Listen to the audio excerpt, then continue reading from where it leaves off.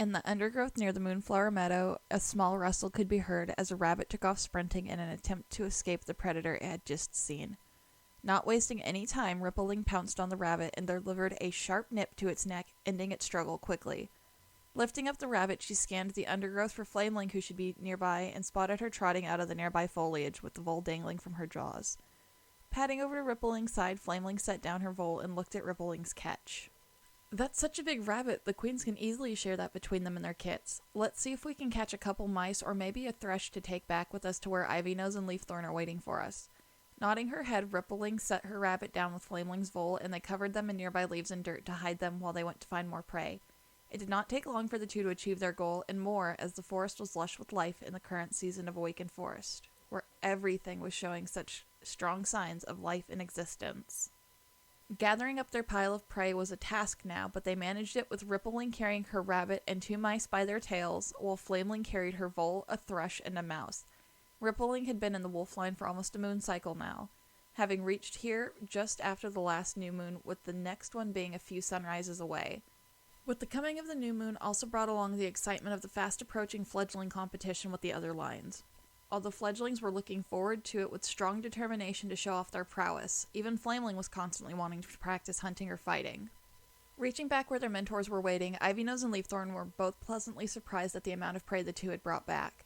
They themselves had managed to catch a couple birds and mice to bring back to camp, but Rippling and Flameling proved to be the biggest contributors from the morning's hunting party. It seems you two have collected a nice haul of prey.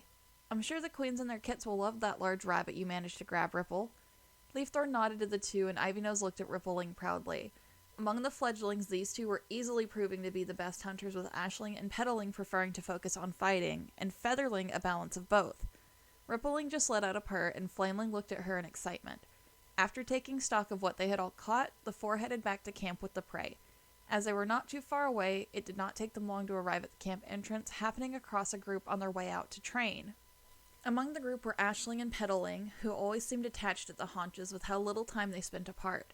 With them were their mentors Specklepelt and Sootfeather. Sootfeather was a gentle she-cat that Rippling had taken a quick liking to. She was young and without a mate currently, but always loved spending time with the kits and fledglings as if hoping she would soon have her own.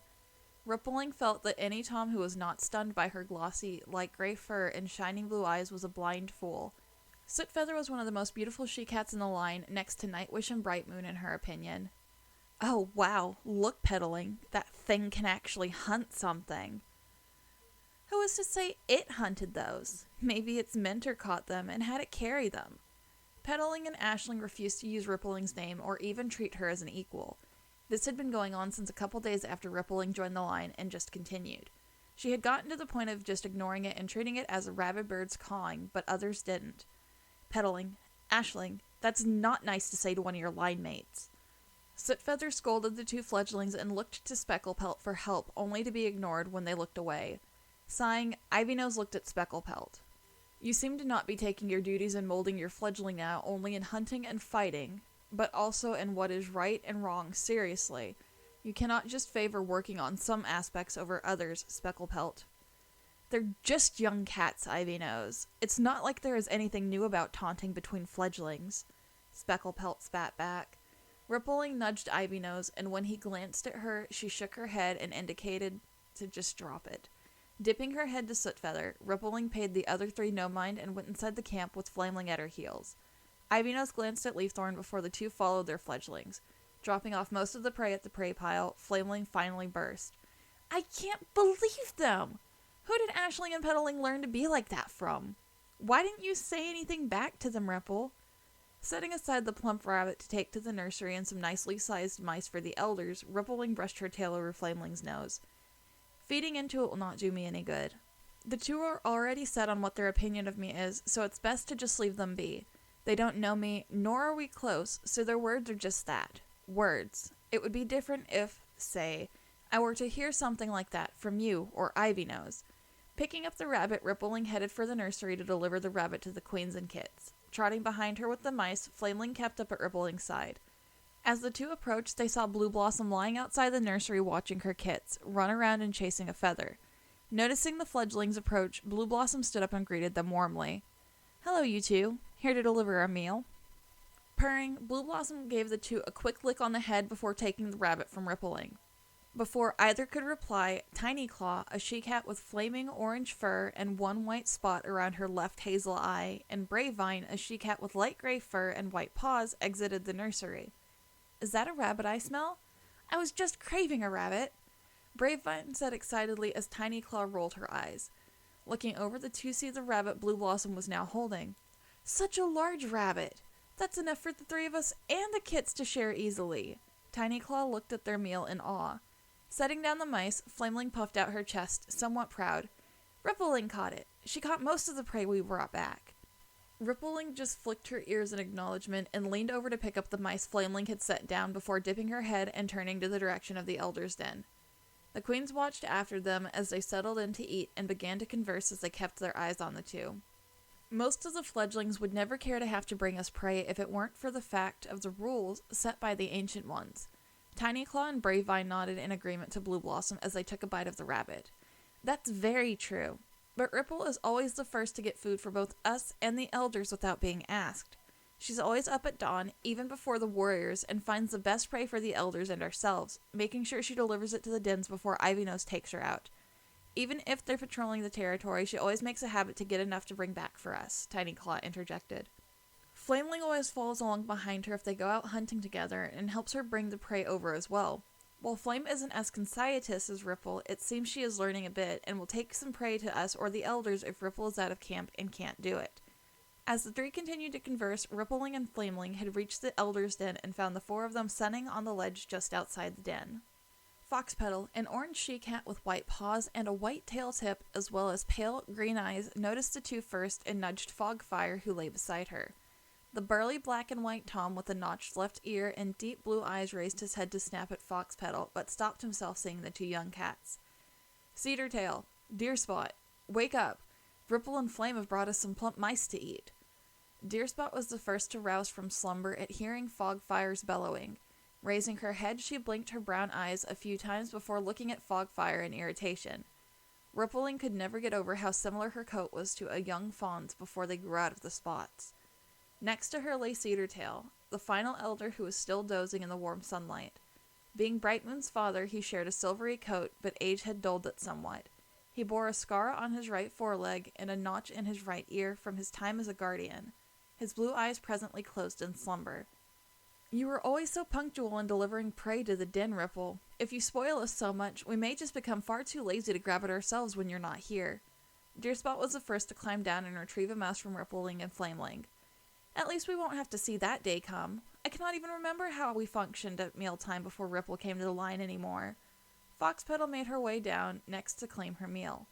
At this time, Cedartail was groggily rousing from his nap, somewhat confused until he heard Fogfire speak as he made his way down for a mouse. No other fledglings are this accommodating, even though it's supposed to be part of their daily tasks to check on us at some point. Most only do so when prompted by their mentor, though now Flameling will bring us something on her own sometimes. Fogfire teased his granddaughter as he collected his mouse. Flameling in response flattened her ears slightly in embarrassment as the three elders chuckled.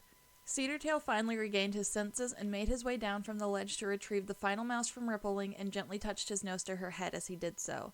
She even willingly helps change out the bedding and get rid of ticks if needed. While she may not talk much, she's ever so thoughtful and has been a wonderful addition to the line since she came. You two will be splendid guardians when you finish your training. Are you looking forward to the fledgling competition in a few sunrises? Flameling perked up her ears in excitement at the mention of the competition a few days later. The competition itself would last from when the sun was just past the top of the trees to sunset. There would be mock battles, hunting competitions, and a race, each with their own rules to who would be crowned the victor of each competition. Rippling also slightly twitched her ears to show interest. While it may not show, the elders could feel the anticipation flowing off of Rippling's pelt at meeting the other lines. Of the cats in the line over the course of the time from Rippling joining to now, the elders, queens, the initial group that brought her back, and a few others had come to be able to tell when her mood changed or what her reactions meant. The elders all narrowed their eyes gently at the quiet fledgling. Looks like Ripple is excited too, but probably more towards meeting cats from the other lines than the games themselves. Fogfire twitched his tail in amusement as Rippling flinched slightly at the teasing. "You can't really blame me for that, can you?" Scrunching up her nose slightly, Rippling pouted at the older Tom.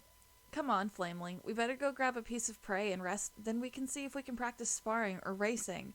As if running away, Rippling turned around and darted from the Elder's Den, with Flameling following her while laughing. Hello, Moonshines! So, Chapter 5 is slightly short because I want the fledgling competition to start in Chapter 6 for next week, and it would be a good point for it to start with since I introduced so many cats and their appearances in this chapter, and that's probably a lot to process all at once in terms of the characters. I did introduce a good chunk of the ones from the wolf line, but we will be meeting multiple in the next chapter from the other lines as well. For those that don't follow my Twitter, I am sorry for not uploading last week. My voice gave out on me and wasn't doing the best for recording, so I took the week to recuperate, and I'm doing much better now, as you can tell.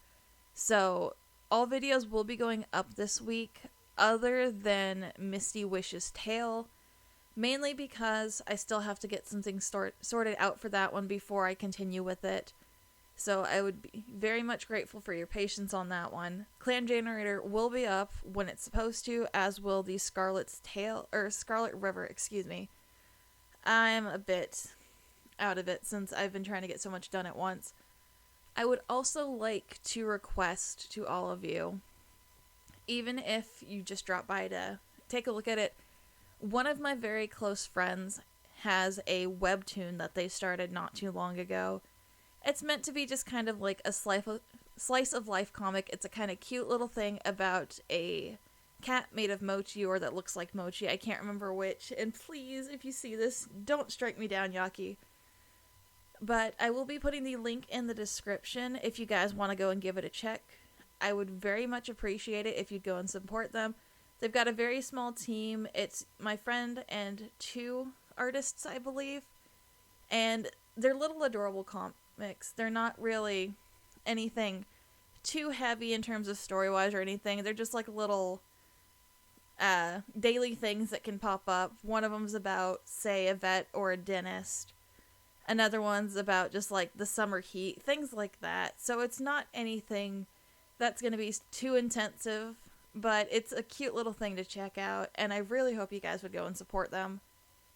Otherwise, that's going to be it for me today. I will see you guys next time. Bye-bye.